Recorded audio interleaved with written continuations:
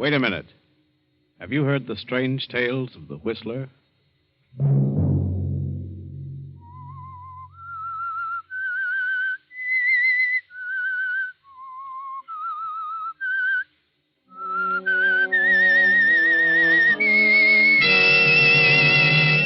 I'm the Whistler. I don't know what it is. It's a figure. I can't tell whether it's a man or a woman.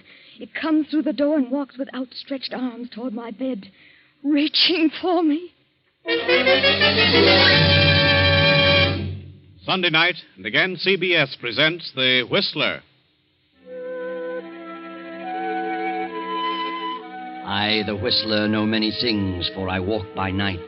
I know many strange tales, many secrets hidden in the hearts of men and women who have stepped into the shadows. I know the nameless terrors of which they dare not speak. And so I tell you the weird tale of jealousy.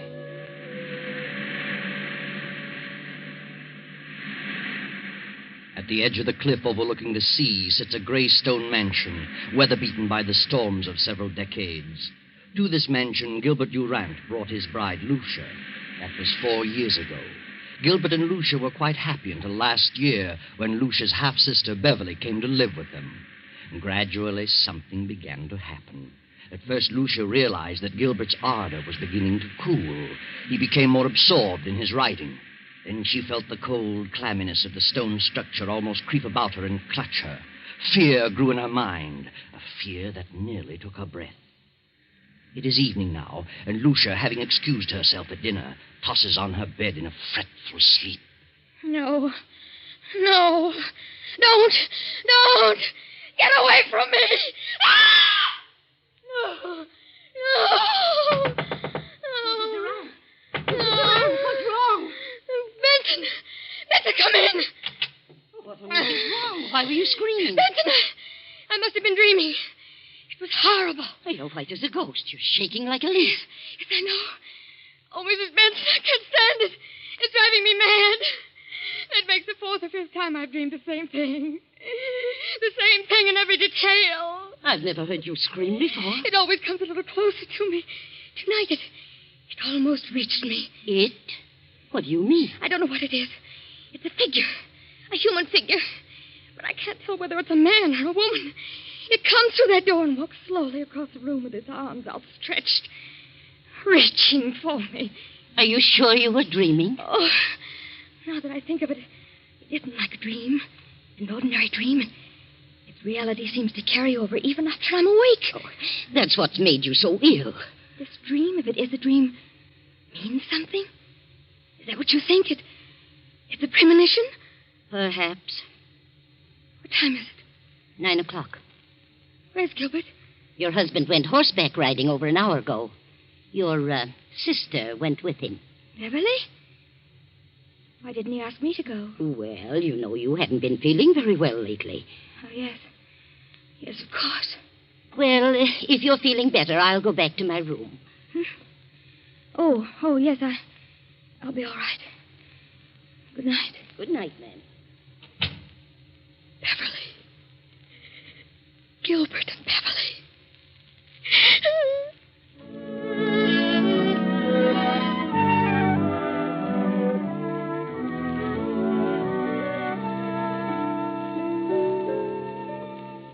Lucia lies for a while, staring wild-eyed at the patch of moonlight on the bedroom door. And finally she drops off to sleep. Then as the clock strikes 10:30, the door opens slowly, silently. A figure steps into the room and moves noiselessly through the moonlight to Lucia's bed and stands staring at her. Suddenly, Lucia opens her eyes. Gilbert, don't. Lucia, what's wrong with you? What are you doing in my room?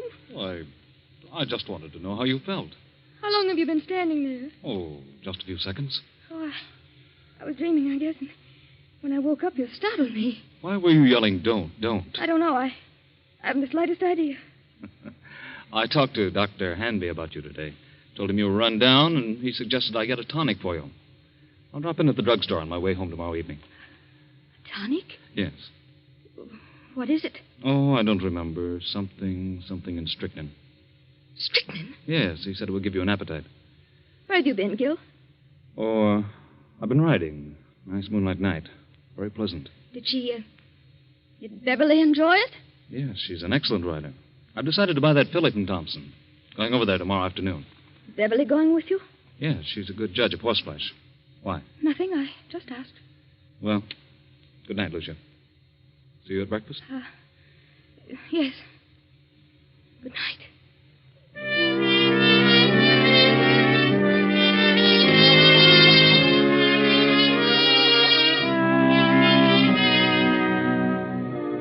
Lucia waits till she hears her husband turn out his light, then slips quickly to her door and quietly down the stairs to the library.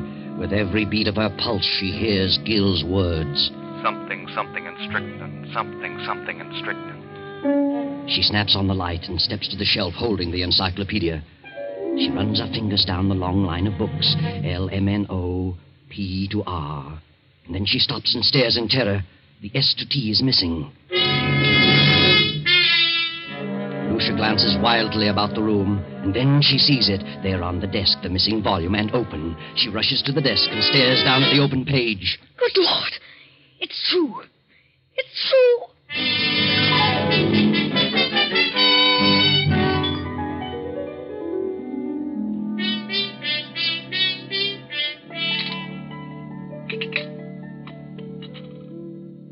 I'll tell you what, Beverly. I'll leave the deal entirely up to you. Up to me? Oh, Gil, that's not fair. Why not? Well, suppose she turns out to be a lemon. I don't think she will, because you're going to have the job of training her. Oh, you certainly flatter me. Not in the least.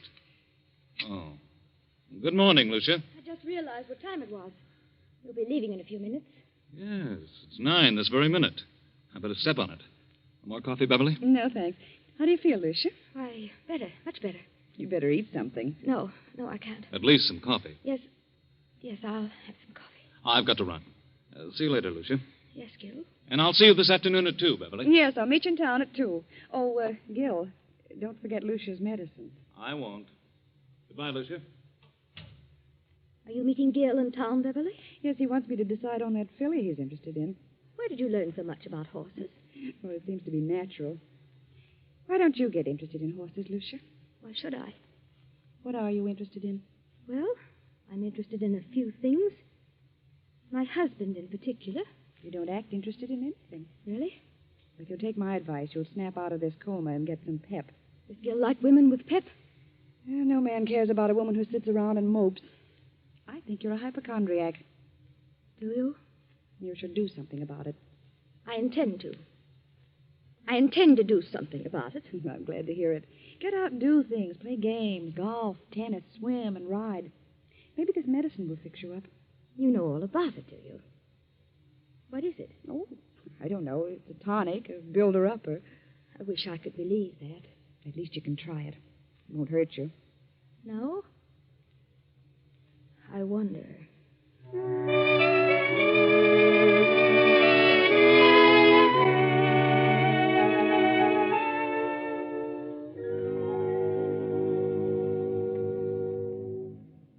Oh, come in, Doctor. Yeah, Lucia. What'd you call me out here? What's wrong? I just couldn't make it into town. Oh, it can't be as bad as that. Did Gilbert talk to you about me yesterday? Oh, I saw Gil for a few moments at the club during lunch. Said you were run down. Did you give him a prescription for me? I never do that until I've examined the patient. You didn't give him a prescription. Why, no. What did you suggest for me? Oh, I don't know. Just mentioned a few tonics he might get for you. Spoke of beef iron and wine, and sherry and egg, and I don't remember what else. Then you mentioned nothing specifically. Don't think so. I see. What seems to be wrong with you, Lucia? I don't know exactly. Something has been happening to me that... Well, frankly, I'm afraid I'm losing my mind. Oh, come now. We all feel that way at times. I'm serious. Things happen to me in the night. What sort of things? First, I thought they were just nightmares. But when you have a nightmare, you wake up and the fear's gone. You realize the truth. This vision that comes to me haunts me through the waking hours as well. Vision? Something, I think it's a person comes through my bedroom door. Approaches my bed with outstretched arms as though it intends to strangle me. Each time it comes a little closer. My fear is that eventually it will get to me before I wake up. You always dream the same dream? If it is a dream, yes. Who is the person? I don't know. And you don't think it's really a dream? No. I think it's a premonition. Well, have you any basis for such a fear in real life? Is there someone or something that you're afraid of? Doctor, I'm convinced that they're not dreams. And I'm not asleep. Oh, nonsense. I'm positive they're not mere dreams. Well, I think it's all due to your rundown condition. You probably don't sleep as soundly as you should, and so you transfer sounds in the night to dreams, nightmares. That's exactly what I mean. If I'm only half asleep, I may be transferring actual movements and sounds into dreams. In other words, if someone slams the door in the night, I may half hear it and attribute it to a dream. Yes, go on. And perhaps I'm not dreaming. I think you'd better come into town and have a thorough physical. You mean a checkup by a psychiatrist? Well, I may have someone to help me. It's a usual thing, you know. Oh. Oh, Dr. Henry. I'm so frightened. Oh, no. Everything's going to be all right. I'm afraid. I'm afraid that I'm going to die. That someone is trying to kill me. You're not going to die. That's ridiculous. I'll call you and make an appointment. Very well. In the meantime, try not to think about it. Keep your mind on something on the brighter side. Yes, I'll try.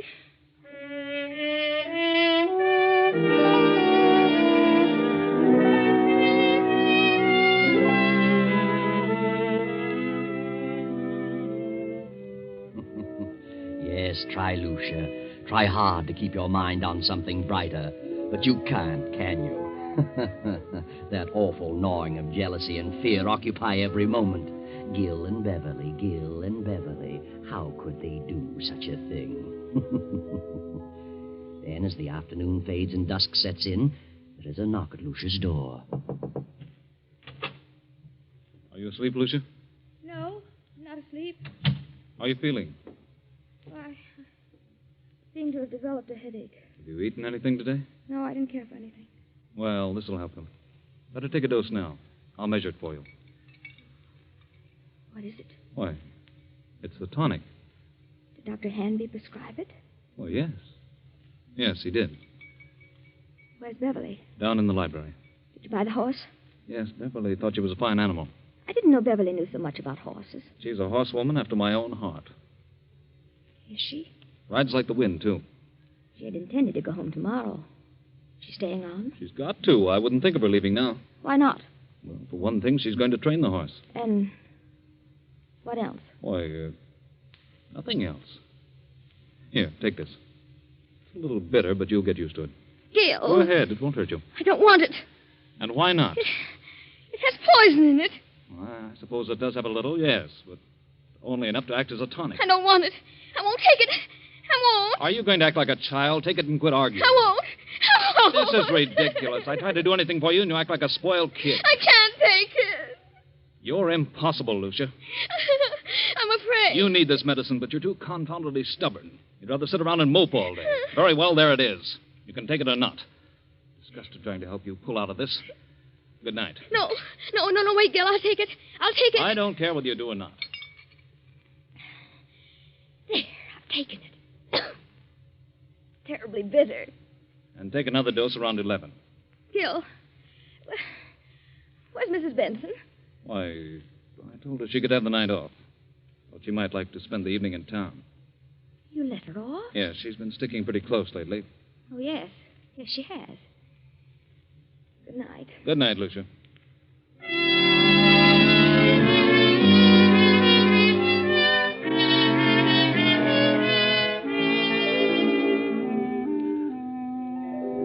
What's wrong, Gil? You look upset. I am. Lucia didn't want to take it. No? Why not? She's afraid of medicine. What are you going to do? She finally took a dose of it. If I know her at all, she'll never take another drop. She's got to take it, Gil. You've got to figure out a way to make her take it. It can't be disguised. It's too bitter. Try something else. I'll try and coax her into it again. Isn't there something that tastes more pleasant, or something that you could put in milk or orange juice? I don't know. Well, I'll find something. Of course you will. You've got to. I think Mrs. Benson is the cause of her dislike for medicine.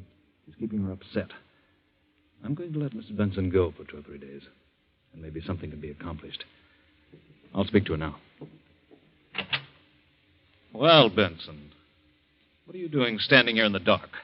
I was just going upstairs to see if Mr. Durant wanted anything before I went out. I see. Oh, by the way, I'm staying home for a couple of days, and I thought that since you've been staying so close to the job, you'd welcome a few days' leave. Leave? Why, yes, but Mrs. Durant may prefer that I stay. I think you'd better get a little rest yourself. You needn't come back till Friday. But I don't need a rest. You come back Friday. Yes, very well, sir. I'll run up and see her before I go.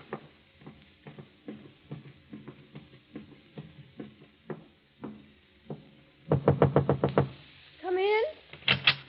Oh, Benson. I thought you'd gone into town for the evening. I'm leaving in a few minutes, but I had to see you. Oh, I'm glad you came up. I've got to talk to someone. I know now they're not dreams. They are premonitions.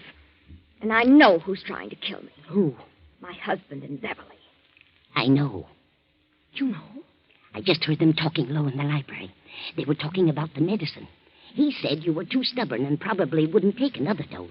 And she said he'd have to find some way to make you take it. Then it is poison. They want me out of the way. I got angry because I refused to take it. Oh, yes, and there's something else. He just told me that he would not be going into town for several days and told me not to come back here till Friday. Good Lord.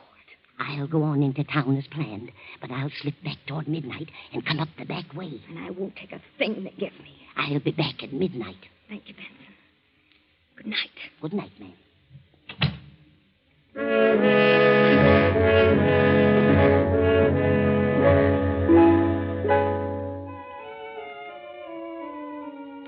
A few minutes before 12, Mrs. Benson returns to the mansion. No lights are burning, so she makes her way quietly through the back entrance, slips up the stairs, and taps lightly on Lucia's bedroom door. Mrs. Durant. Mrs. Durant. Then she turns the knob, opens the door, and snaps on the light. Mrs. Durant, are you here? Then Benson steps quickly toward the bed. The bed is empty, but a horrible sight meets her eyes. Blood. Blood all over the bed. They've done it. They've murdered her. Give me the police department.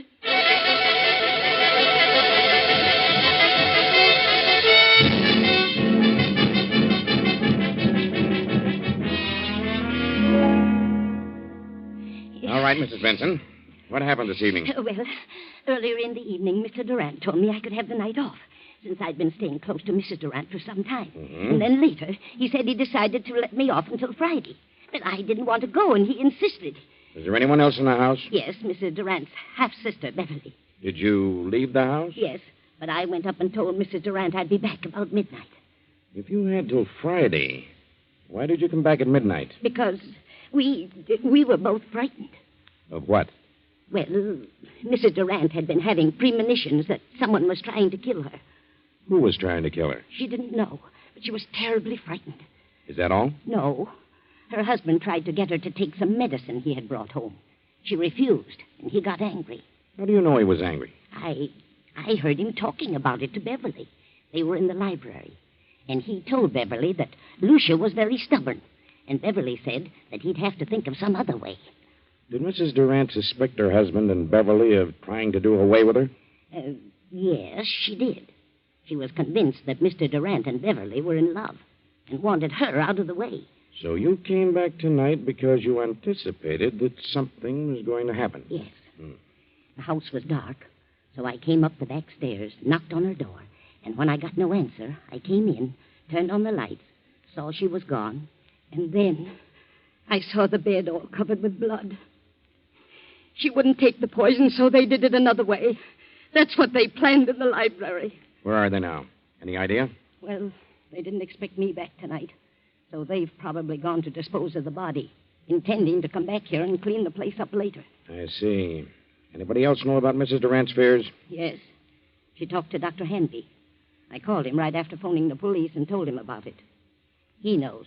Dr. Hanby, Captain Rick. What in the world is the meaning of this? From all indications, Mrs. Durant has been murdered and the body disposed of. Doctor, I understand Mrs. Durant told you that she was afraid that something was going to happen to her, that she was going to die. Who told you that? Mrs. Benson here. I see. Well, she did call me in this morning. She'd been having strange dreams. Premonitions, she called them. I called them hallucinations. Who did she think it was? Well, she couldn't tell whether it was a man or a woman, but someone was always approaching her bed with outstretched arms, trying to choke her. Do you think it was more than a dream? Well, she was a sort of hypochondriac. I asked her to come into town where I could give her a thorough examination. I didn't take her story too seriously, but, well, this certainly puts a different slant on the entire picture. Yes, we haven't found the body. I have men out searching now. We'll find it. Well, here's Mr. Durant and his sister-in-law. They found him about a half mile down the beach. How are you, Durant? What in the world goes on here? Oh, what's wrong, Doctor? Take a look at that bed. Good Lord, what's happened? Lucia, where is she? We thought you could enlighten us on that point. What do you mean? Is she dead? Where is she? Gil. Beverly. Give her some water. She'll be all right in a minute. But what's happened? We think your wife has been murdered. Murdered? What are you doing here, Mrs. Benson? I thought you were gone till Friday. Why did you tell her to go until Friday? Why, I thought she needed a rest. She's been having long hours. Where is Lucia? Where have you and your sister-in-law been? Why, I slept upstairs and saw Lucia was asleep, so we decided to take a little ride down the beach. It was still early. Didn't take anything with you? Certainly not. What do you mean by that? What would we take? I don't know. I just asked. Did you two try to get Lucia to take some medicine? No. Wait a minute, Beverly. That won't do any good. Yes, we did. She was run down and needed a tonic, but she refused to take medicine. Why did she refuse? I don't know. Maybe she was afraid of being poisoned. That's ridiculous. Why should I want to poison her? I loved Lucia. How long has your sister-in-law Beverly been here with you? Why, I don't know. It's quite some time. Just a minute. Are you inferring that Gil and I'm not inferring anything. I'm merely asking questions. Well, whoever suggested such a thing is lying. Why, Gil and Lucia... Just a moment, Beverly. Mrs. Benson, what have you been saying? What did you tell them? I told them the truth. You think I planned to kill Lucia? Is that it? Yes, you and this woman. Why, that's You ridiculous. tried to get her to take some medicine. She knew you were in love with her sister, and you were trying to poison her. When did she come to that conclusion? She had premonitions. That means nothing. And besides, I heard you talking, you and Beverly, planning the whole thing. What? She's out of her mind. I heard you, I tell you. When you realized Lucia wouldn't take the medicine, Beverly said you'd have to think of some other way. Some other way to what? To get rid of her. What else? This is the most amazing thing I ever heard of. Dr. Hanby, you know better than this. Do you think I had a reason back of wanting to know about various medicines? No, I didn't. Not at the time, but now... Now what? Well, I'm sorry to say it all adds up to something suspicious. Seems more than just coincidental. Do you think I killed Lucia? Well, look about you. Look at the room. What else am I to think? What was the tonic you tried to give your wife? It had strychnine in it. That right, Durant? Why, yes. It was one of the things Dr. Hanby mentioned. It was iron, quinine, and strychnine. Did you mention that, Doctor? Well, I suppose I did. It's a commonly known tonic. Did you add anything else to it, Durant? Certainly not. How about it, Sergeant? What's the report? Why, the bottle contained iron, quinine, and strychnine, and a heavy content of arsenic. Arsenic? But it isn't possible. I put nothing in it. Where would I get arsenic? Well, it was in there just the same. Good Lord, Doctor, it isn't true. You know it isn't. I hate to say it, Gil, but the evidence looks bad for you. Benson knows what all this is about. She's lying. She knows Gil wouldn't do such a thing. She's back of it all. Why? I don't know, but believe me, I'll find out if I have... That'll do. Under the circumstances, I think you'd all better come down to headquarters so we can keep you separated. Come on. And no more talking.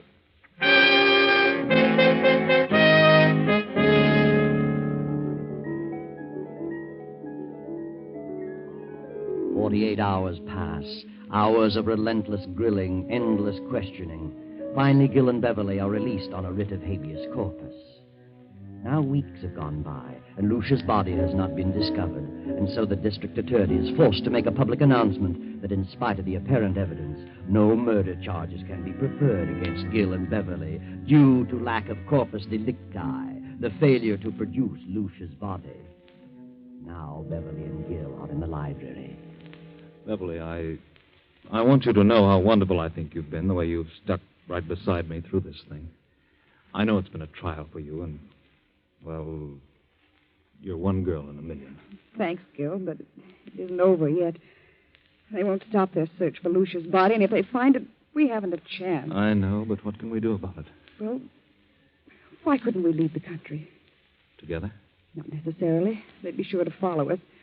We could go separately in different ways and... And meet someplace later on? Is that what you mean? Yes, that's what I mean. That seems a bit mad. That would equal an out-and-out confession. But, Gil, if they find Lucia's body, we haven't a chance. It's too strong against us. We never could come back, Beverly. Oh, what of it? I don't want to die, Gil, and I don't want anything to happen to you. Beverly, I don't know what to say. I'm frightened, Gil. I can't stay here with such horrible fear hanging over me. I'll go mad. If you don't go, then I will. I'll leave tonight. Please, Beverly, I need you more than ever now. Please don't go. Don't worry, Gilbert. She won't leave you. Lucia. Good Lord. I won't let her leave you. I'll see that you both go together. And stay together for a long, long time. Lucia, what does this mean? We thought you were dead. Disappointed, are you? Where have you been? What happened to you? Coming to that. You thought I was dead. Well, I'm not. I'm live enough to pull this trigger. I've been behind those drapes, and I heard every word you said. Now I know you're in love with each other. Now I know you wanted to do away with me. In love? With Beverly? From the day she came here. She took you away from me. I did not. We never thought of such a thing, never. It never entered my mind. Why do you lie about it? You do love her. Why don't you admit it? I love Beverly? Yes. You certainly have a vicious mind, Lucia. For the first time, I see you for what you really are. I never even thought of such a thing. But now that you mention it, I realize the truth. Yes, I do love Beverly. Gil, don't. Why shouldn't I? And it's Lucia's fault. She's the cause of it. A suspicious-minded devil. She let her imagination run away with her. She built this thing up, and now it's boomeranged on her. Oh, what a mess you've made of things, Lucia. You mean you and Beverly, you didn't plan? Certainly not. You must have been out of your mind. Oh, Gil. Gil. I thought... I was sure. Oh, Gil. Gil. I'm sorry, Lucia, but that's the way it is. And you've no one to blame but your own miserable self.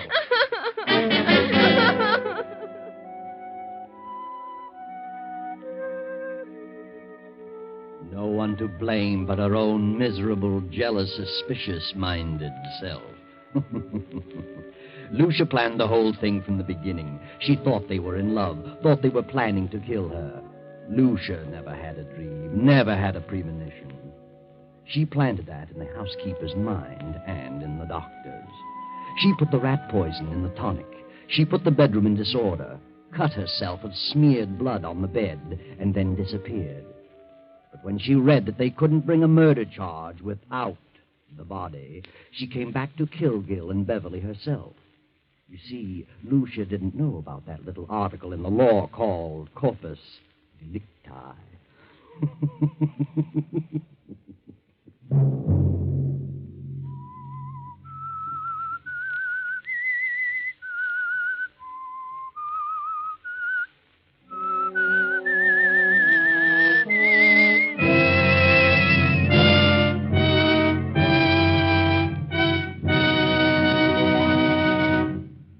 CBS has presented The Whistler. Original music for this production was composed and conducted by Wilbur Hatch. The Whistler is written by and directed by J. Donald Wilson and originates from Columbia Square in Hollywood. Next Sunday, 9:15. I, the Whistler, will return to tell you the eerie tale of Back from Beyond. Good night. This is the Columbia Broadcasting System.